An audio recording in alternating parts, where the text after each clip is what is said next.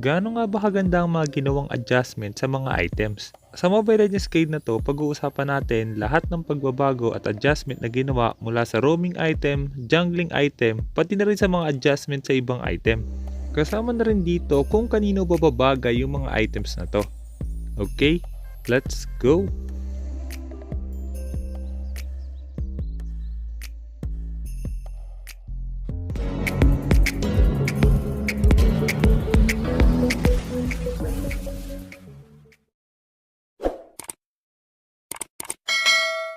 Simulan muna natin sa jungle.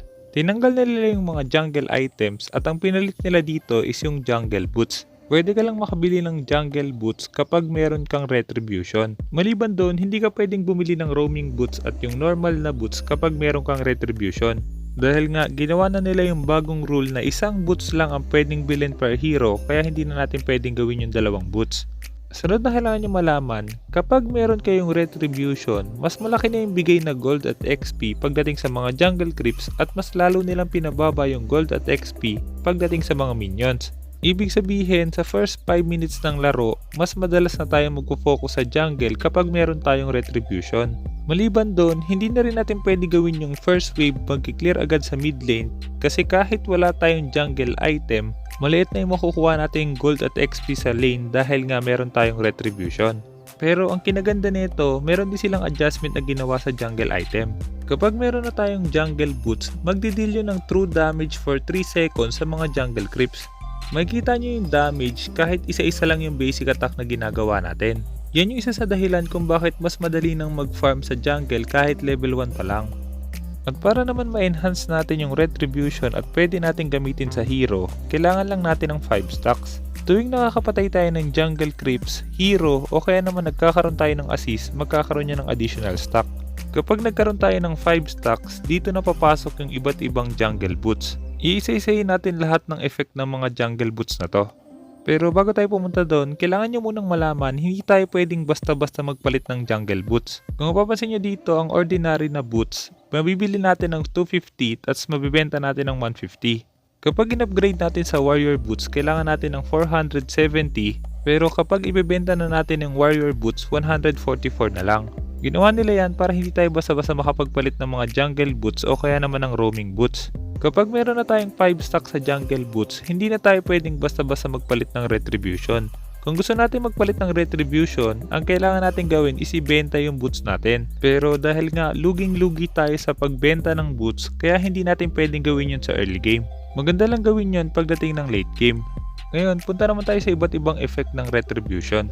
Dahil nga meron na tayong 5 stacks, pwede na natin gamitin yung retribution sa hero. Ang unang retry natin is yung ice retribution. Aagawin natin yung movement speed ng kalaban. May slow sila habang tayo mas bibilis. Mas mataas yung effect kapag mas mataas yung level. Ang sunod na retry natin is yung flame retribution. Kapag ginamit natin to sa hero, bababa naman yung physical at magic attack nila.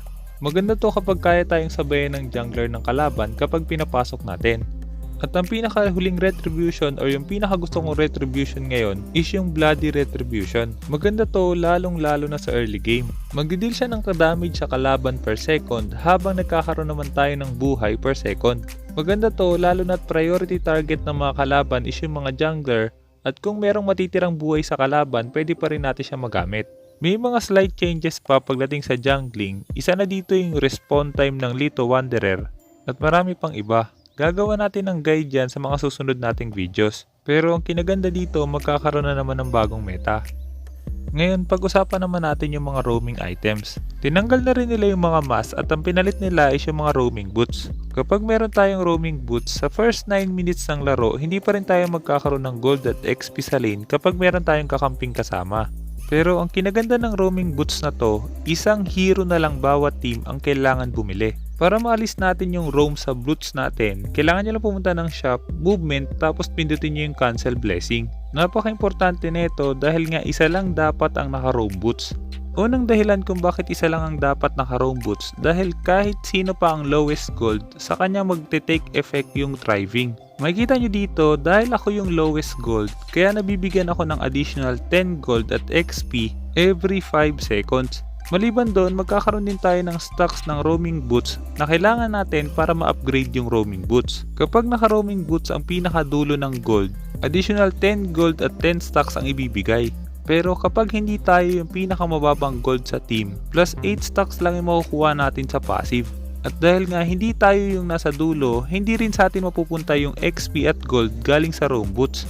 Mapupunta yung 8 gold at XP sa pinakamababang gold ng team. Kahit wala silang roam boots dahil silang pinakamababang gold at XP, sa kanila mapupunta yung passive ng roam boots. Makikita nyo dito, kahit walang roam boots si Pakito, sa kanya mapupunta yung gold at XP at unti-unti siyang makakahabol sa atin.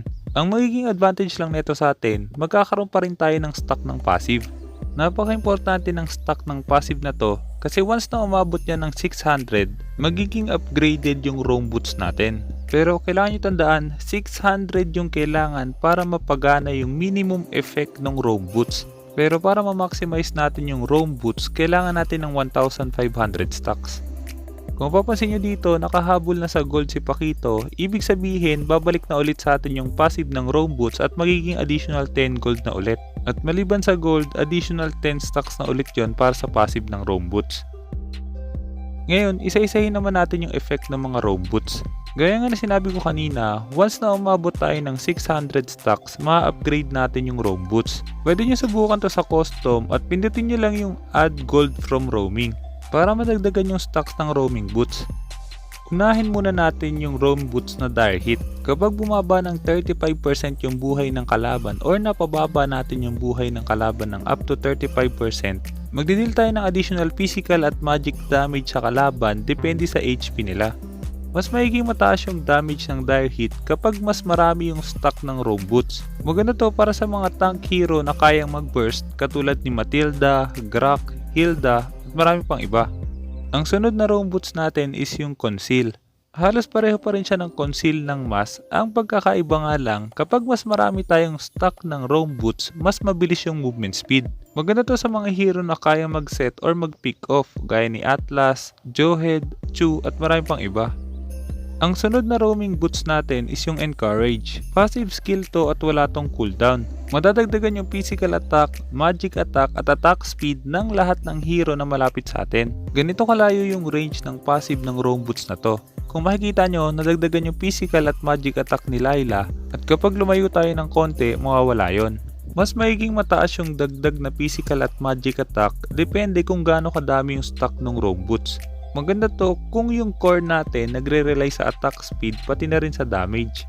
Ang pinakauling roam boots natin, ito yung tinatawag na Favor. Gumagana lang to sa mga hero na nagbibigay ng heal or shield sa kakampi. Kapag gumamit tayo ng skill na nagbibigay ng heal or shield sa kakampi, mabibigyan ng additional HP yung kakampi na may pinakamaliit na HP na malapit sa atin. Pero kailangan nyo tandaan, meron tong 15 seconds cooldown. Malaking advantage to lalo na kung kailangan nyo ng sustain. At gaya nga na sinabi ko kanina, kapag mas mataas yung stocks ng roam boots, mas malaki yung heal. At para nga mabilis nating mapuno yung stock ng roam boots, napaka-importante na isa lang ang may roaming boots. Kaya tayo bumibili ng double mask ay para makahabol yung may lowest gold na walang mask. Pero dahil nga sa bagong effect ng roaming boots, hindi na natin kailangan ng double mask. Ganun din pagdating sa roaming boots. Maliban sa mas matagal yung ma-upgrade yung roaming boots, mas mahina rin yung magiging effect nun dahil magiging mababa yung stocks. Medyo marami yung adjustment na ginawa sa items, kaya gagawin ko na lang ng separate video yon kasama na rin yung mga bagong items. At sana marami ka natutunan sa guide na to, at kung meron kang guide na gusto ipagawa, i-comment mo lang sa baba at susubukan gumawa ng guide tungkol doon. Kaya kung hindi ka pa nakasubscribe, hit mo na yung subscribe pati yung notification bell. Basta lagi mo lang tatandaan, kung gusto mo mag-improve, just master the basics. I'm out.